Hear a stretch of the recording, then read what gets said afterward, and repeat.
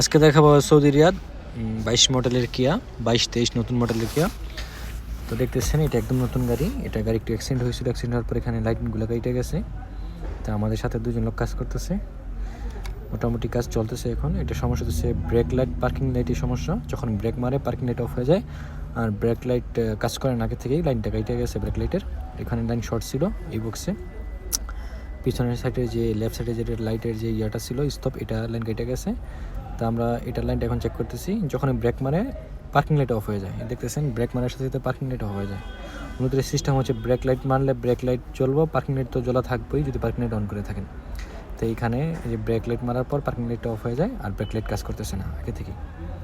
তো আমরা এখন এটা খুলছি, এই যে এই সাইডটা আমরা এটা লাইট চেঞ্জ করছি, এটা ঠিক হয়েছে। ব্রেক লাইট মাঝখানটা কাজ করতেছে, পার্কিং লাইট জ্বলা আছে, কিন্তু ওই সাইডটা এখনও সমস্যা রয়ে গেছে। তো আমরা মূলত এখন এটা খুলে দিছি, খুলে একটা লাইন ঠিক হয়েছে কিন্তু অন্য একটা লাইন রয়ে গেছে। এখন দেখতেছেন পুরো গাড়ি ব্রেক লাইট কাছে, কিন্তু রাইট সাইডের ব্রেক মারলে রাইট সাইডের পুরো পার্কিং লাইট অফ হয়ে যায়। নতুন মডেলের কিয়া, এটার মূলত লাইনের সমস্যা। আমরা লাইটগুলো চেঞ্জ করছি, একটা ঠিক হয়েছে, একটা রয়ে গেছে, কারণ দ্বিতীয়টার লাইনের সমস্যা হয়েছে। একদম নতুন 22-23 মডেলের সৌদি আরব রিয়াদ।